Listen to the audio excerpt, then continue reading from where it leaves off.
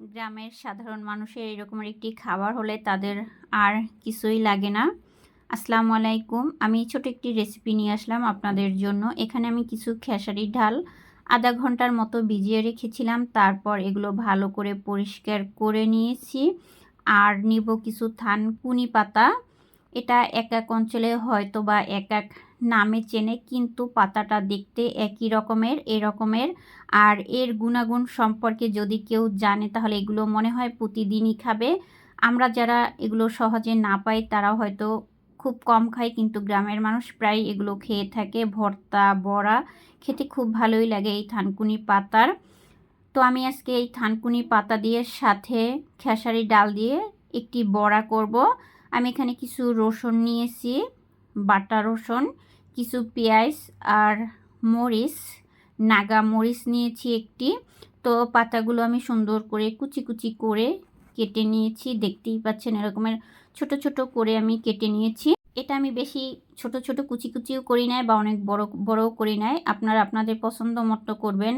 আর আমি ডালগুলো বেটে নিয়েছি শিলপাটায়, ব্লেন্ডারে দেই নাই আমি। আপনারা চাইলে ব্লেন্ডার করেও নিতে পারবেন, কিন্তু শিলপাটায় বাটলে ডালটা একটু আস্তে আস্তে থাকে, মনে হয় ভালো লাগে খেতে। আর ব্লেন্ডারে দিলে একবারে মাইল হয়ে যায়, মনে হয় ভালো লাগে না আমার কাছে, সেই জন্য আমি শিলপাটায় বেটে নিয়েছি। আর নাগা মরিচ, যে যেরকমের ঝাল খাবেন, আর এই বড়া একটু ঝাল হলে বেশি ভালো লাগে। তো আমি নাগা মরিচটা একটু লবণ নিয়ে ভালো করে চটকে নিব যেন মরিচটা ডালের সাথে মিশে যায়। কিছু পেঁয়াজ কুচি দিয়ে দিব, আর দিয়ে দিব রসুন বাটা, দিয়ে দিব থানকুনি পাতাগুলো যেগুলো আমি কুচি কুচি করে রেখে দিয়েছিলাম। ভালো করে আমি মিশিয়ে নিব এটাকে, হাত দিয়ে এটাকে ভালো করে চটকে নিব আমি। এটা যত ভালো করে মাখা হবে তত ভালো হবে। দিয়ে দিব পরিমাণ মতো লবণ আর হলুদের গুঁড়ো, দিয়ে আমি এটাকে আরও ভালো করে সুন্দর করে মেখে নিব। আর এটা ঝালঝালি আমার মনে হয় বেশি হয়, একটু সময় নিয়ে সুন্দর করে আমার এরকমের হাত দিয়ে চটকাতে হবে। একটি পাত্রে আমি তেল গরম করে দিয়ে দিব ছোট ছোট, আপনারা আপনাদের পছন্দ মতো দিবেন। আমি এরকম ছোট ছোট করে সবগুলো বড়া তেলের উপরে দিয়ে দিব। আর এটা ভাজতে বেশি তেল লাগবে না, অল্প পরিমাণে তেল নিলেই হয়ে যাবে। এটা আসলে বলে বোঝানো যাবে না, আপনারা স্ক্রিনে দেখতেই পাচ্ছেন আমি কী রকমের দিচ্ছি, আপনারা আপনাদের মতো করে সুবিধা মতো দিবেন।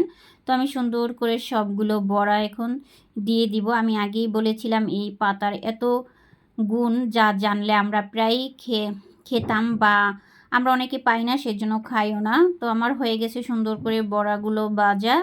তো আমি এখন এগুলো সব তুলে নিব। মাশাআল্লাহ বড়াগুলো অনেক সুন্দর হয়েছে। এগুলো ভাত দিয়েও খেতে পারেন সেটা, বা পোলাওর সাথেও খেতে পারেন, আবার অনেকে এমনি এমনিই খেতে পারে। আমি তো এরকমের ভাজার সময় অনেকগুলো খেয়ে ফেলেছি। তো ছোট একটি ভিডিও আপনাদের সাথে শেয়ার করলাম। আজকে পর্যন্তই। সবাই ভালো থাকেন, সুস্থ থাকেন। আল্লাহ হাফেজ।